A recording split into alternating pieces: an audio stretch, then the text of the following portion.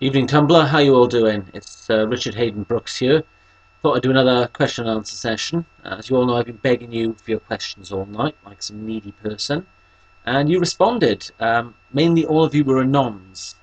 Now, I thought I'd start off with a question from my brother Luke, who is on here. Now, Luke asked me if I'd seen the new Thundercats yet and what did I think of it. Now, to be honest with you, Luke, I've only seen the 8-minute preview of the new series. I like the look of it. I've been reading about it on Wikipedia. The storylines seem good. However, I must admit, I'm not liking the way it's going. It may be really good, and I may need to get into it a little bit more. But as you know, being born and raised in the 80s, I was a massive fan of the original Thundercats. And for me, it's almost like watching the original Nightmare on Elm Street and the new Nightmare on Elm Street. The new one has some good features and looks great, but it's just not the same. You know, I'm very fussy when it comes to things from my childhood.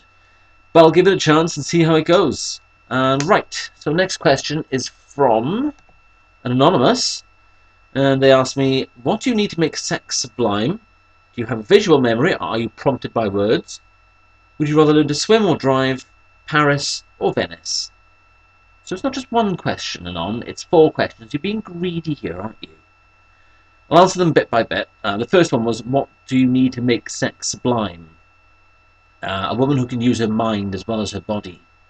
Having a body and using it sexually is great at the end of the day, but I think that the brain is the greatest sexual organ going. If you can think the same as your partner and you connect on an emotional level as well as a mental level, then that's what makes sex great.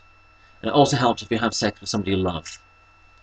And do I have a visual memory or am I prompted by words? Both, really, to be honest. I think seeing your partner and how beautiful they are is an incredible stimulus, you know. For me personally, seeing my lover, undress herself and be in bed with me is just so arousing.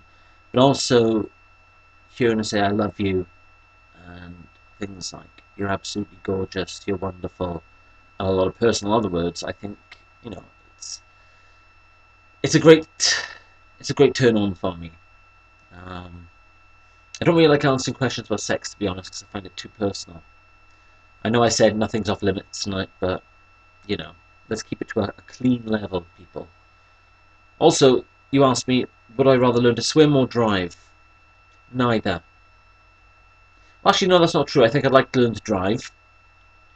Driving would cut down on the leg walking, but it's a pain in the arse at the moment because learning to drive is expensive, fuel's expensive, a car is expensive, insurance is expensive, and in this economic climate, when you don't earn that much, I only earn £12,200 a year.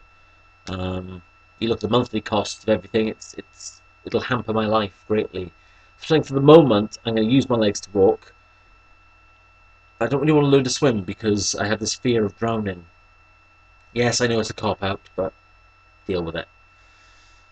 And Paris or Venice? I'd say Paris for the beauty of it. And I'd say Venice because I've always wanted to go there. I was there the other week, actually, playing Assassin's Creed 2.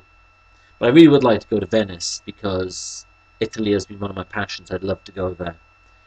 Rome, mainly, I would love to go to. So moving along, we've got Nikki, my brother's girlfriend, asked me who is my favourite Avenger and why, and also if I could be one of them, which one would I be? My favourite Avenger has got to be the Incredible Hulk, mainly because of the duality of the character. He's Bruce Banner one minute, a mild scientist, but he has these demons inside of him. And any minute he could become this raging ball of anger and destructive fury.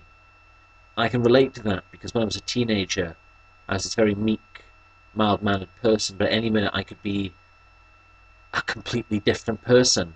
I think we all hide things inside ourselves and we don't like to let them out. So I can relate to the Incredible Hulk, and I would like to be him.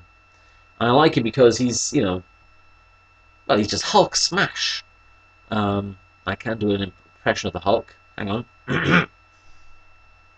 Hulk smash! Moving along. Next person is an anon who asked me, have I ever thought there were too many black people in Star Wars? No, I never think like that.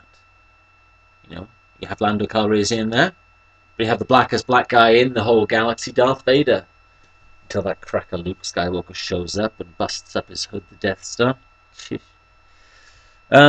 Next, Anon asked me, how would I describe my clothes style? Comfortably trashy, although I do like wearing shirts and jeans quite a lot.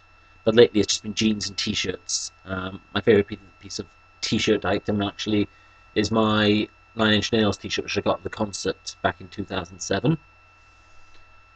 Next, Anon asked me, what film, if any, that might be considered a chick flick, have you enjoyed? I'm going to say Cherie with Michelle Pfeiffer, mainly because it's about an experienced older woman seducing a young man. Need I say more? And it's Michelle Pfeiffer. Who doesn't love Michelle Pfeiffer? She's gorgeous. She's still gorgeous. Women, when they reach a certain age, still retain their beauty. Last question. What period of history would I like to live in and why? I would like to say the 1980s, because you had the cool music and you had the cool films. I would love to have gone to the cinema as an adult to see a lot of the films like Hellraiser or Aliens and experience them in the theatre. Although I did experience quite a few films in the 80s, such as Return of the Jedi and Labyrinth, so I didn't miss out too much. But yeah, the 1980s I'd like to live in. The decade of neon and bad taste and Rick Astley. On that note, got to give you up, guys. But thanks for the questions. Take care. Where's the off button for my webcam? Ah, there it is.